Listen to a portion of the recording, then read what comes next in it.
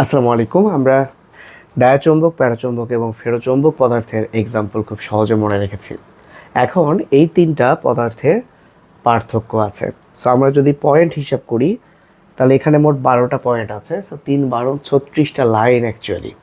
But believe করবা কি না, কয়েক সেকেন্ডের মধ্যে আসলে এটা খুব মনে রাখা সহজ। দেখো, মেডিকেল ভর্তি পরীক্ষায় যদি এখান থেকে প্রশ্ন আসে, হ্যাঁ, যদি এটা রিটেনে আসে তোমাকে লিখতে বলে তাহলে কিন্তু তোমার অনেক খাটনি হবে। কিন্তু মেডিকেল ভর্তি পরীক্ষা আসলে প্রশ্নটা আসবে কিভাবে?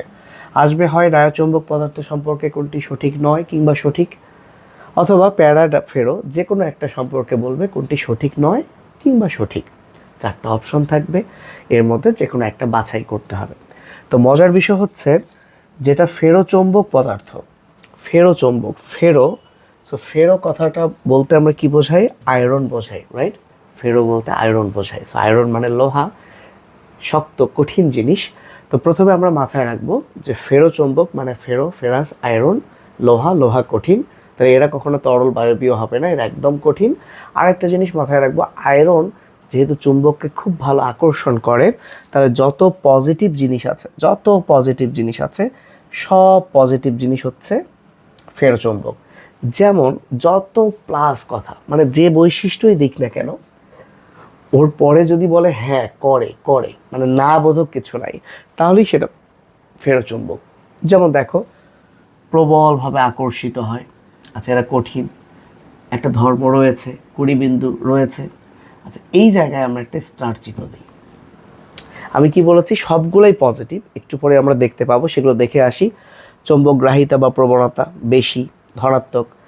এই হিস্টেরিসিস ধর্ম, সেটা কি তোমার এখন দরকারই নাই জানার, বাট এই ধর্ম কি রয়েছে। চৌম্বক প্রবেশতা দেখো 1-এর চেয়ে বেশি, মানে পজিটিভ আছে। চৌম্বকগ্রাহিতা তাপমাত্রার উপর নির্ভর করে, চুম্বকত্ব খানিকটা থেকে যায়। তারপর দেখো, দুর্বল থেকে প্রবলতর অংশের দিকে গমন করে, তার মানে প্রবলতর অংশের দিকে, প্রবল মানে ভালো, পজিটিভ। দেন দেখো, শক্তিশালী চুম্বকত্ব লাভ করে চৌম্বক ক্ষেত্রের দিকে, তার মানে সব কিছুই কিন্তু পজিটিভ। ব্যাপারটা আমরা ফেরোচুম্বকে পেলাম। অপশন দেখলেই কিন্তু আমি আনসার করতে পারবো। এখন এখানে একটা না বোধক আমরা পেয়েছি, সেইটা হচ্ছে আসলে কি, এই যে এদের 20 বিন্দু আছে, সো 20 বিন্দু এমন একটা বিন্দু যার উপরে আসলে এই ফেরোচুম্বক পদার্থের কোনো চুম্বকত্ব কি থাকে না। এই একটা কথাতে শুধু না বোধক আছে, আমরা একটু মার্ক করে রাখবো। এবার তোমরা কোষ বিভাজন চ্যাপ্টারে পড়েছিলে leptotene, zygotene, pachytene, diplotene, diakinesis. So ডায়াকাইনেসিসের এই ডায়া শব্দটার অর্থ হচ্ছে বিপরীত বা অপর পাশে। যেমন ডায়াকাইনেসিসের মিনিং ছিল অপর পাশে চলে যায়, তার মানে ফেরোচুম্বকের জাস্ট উল্টা হচ্ছে ডায়া, বিকজ এর নামই ডায়া, সে অপর পাশে চলে যাবে। তার মানে এখানে সব কিছুই না বোধক ব্যাপারটা আসবে। এখন দেখো লেখা আছে বিকর্ষিত হয়, তুমি ভাবছো ভাই এখানে তো হয় না তো লেখাটাই, বাট খেয়াল করো ভাইয়া, আয়রন কিন্তু, লোহা কিন্তু চুম্বককে আকর্ষণ করে, তাহলে এগুলো আকর্ষিত। বাট এখানে আকর্ষিত হয় না হইতো, বাট আকর্ষণের বিপরীত যেহেতু আবার বিকর্ষণ, বোঝো বিকর্ষণ মানে কি? উল্টা, না বোধক। দেখো এরা সবগুলো হইতে পারে। এই যে দেখো, ধারকত্ব ধর্ম নাই, 20 বিন্দু নাই, করে না, ঋণাত্মক নাই, 1-এর চেয়ে কম মানে কি মাইনাস, না এই যে লোপ পায় মানে কম। তাহলে চিন্তা করো, দুর্বলের দিকে চলে যাচ্ছে মানে খারাপ। এবং দেখো বিপরীত দিকে সামান্য চুম্বকত্ব লাভ করে, আচ্ছা লাভ করুক কিন্তু বিপরীত দিকে, তার মানে দেখো ডায়াচুম্বকে কোনো পজিটিভ কথা নাই, ফেরোচুম্বকে সকল কথা পজিটিভ। শুধু একটা কথা, 20 বিন্দুর ওপরে কি হবে? কমতে থাকবে, বা দেখো 20 বিন্দুর ওপরে চুম্বকত্ব থাকবে না। আচ্ছা, ঝামেলাটা হলো কোথায় জানো? প্যারাচুম্বক।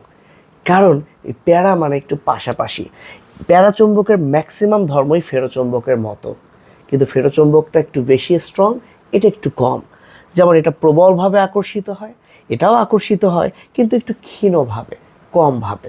তার মানে এই 12টা পয়েন্টের মধ্যে আমরা দেখব প্রায় 8টা পয়েন্টই ফেরোচুম্বকের মতো। তাহলে যে 4টা পয়েন্ট সে নেগেটিভ বা ডায়াচুম্বকের মতো, আমরা শুধু সেই 4টা মনে রাখবো, তাহলেই হয়ে গেল। আর যেটা ফেরোচুম্বকের মতো, ফেরোচুম্বকের তো অনেক বেশি, এরও আছে বাট সেটা একটু কম। যেমন দেখো, এই চৌম্বক প্রবেশতা 1-এর চেয়ে কত বেশি, বাট এটাও বেশি কিন্তু একটা গ্রেটার দ্যান দিয়েছে, তাই না? তাহলে কি এর নাই সেটা যদি আমি একটু মার্ক করি, এটা তো আগেই বলেছি। আচ্ছা, ধারকত্ব ধর্ম নাই, 20 বিন্দু নাই, তারপর হিস্টেরেসিস ধর্ম নাই, কয়টা হলো? 3টা জিনিস হচ্ছে এর নাই, আরও আছে, আরও আছে। আচ্ছা এই যে দেখো এখানে চুম্বকত্ব তো থেকে যায়, চুম্বকত্ব লোপ পায়। সো লোপ পায় মানে কি? নাই। আচ্ছা আরেকটা জিনিস তোমরা অ্যাড করো, এই যে চৌম্বকগ্রাহিতা তাপমাত্রার উপর নির্ভর করে এর, কিন্তু চৌম্বকগ্রাহিতা চৌম্বক প্রাবল্যের উপর এর নির্ভর করে না, এরও নির্ভর করে না, কিন্তু এর নির্ভর করে। তাহলে আর একটা হচ্ছে চৌম্বক প্রাবল্যের উপর চৌম্বকগ্রাহিতা প্যারাচৌম্বকের বেলায় নির্ভর করে না। তাহলে এই 4টা মনে রাখার জন্য দেখো, যখনই তুমি দেখবা ধারকত্ব, চুম্বকত্ব এরকম শব্দ আছে, দেখো চুম্বকত্ব, ধারকত্ব এরকম কোনো আর শব্দ নাই। এই যে চুম্বকত্ব, ধারকত্ব, 2 কত্ব, রাইট? 2 কত্ব সাথে 20 মানে তো 20 ভাবো, আর হিসু করা ভাবো, রাইট? তাহলে 2 কত্ব, চুম্বকত্ব, ধারকত্ব নাই, আর 20টা হিসু নাই। যাই হোক 20 আর হিসু নাই, ওকে? 20 আর হিসু নাই।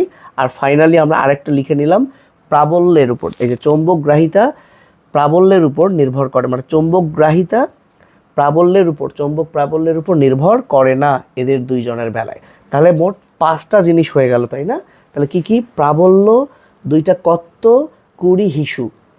তার মানে ভাইয়া ফেরোর সব পজিটিভ, ডায়ার সব নেগেটিভ, আর প্যারার 5টা জিনিস, 2টা কত্ত, প্রাবল্য আর 20 হিসু, এই 5টা জিনিস নাই, বাকি সব আছে কিন্তু একটু দুর্বল। পড়া শেষ। আশা করি তোমরা এই ছকটা নিয়ে আর টেনশন করবা না, এবং আমার বিশ্বাস পরীক্ষা যদি এখান থেকে প্রশ্ন আসে তুমি আনসার করতে পারবা। ভালো থেকো, আল্লাহ হাফেজ, আসসালামু আলাইকুম।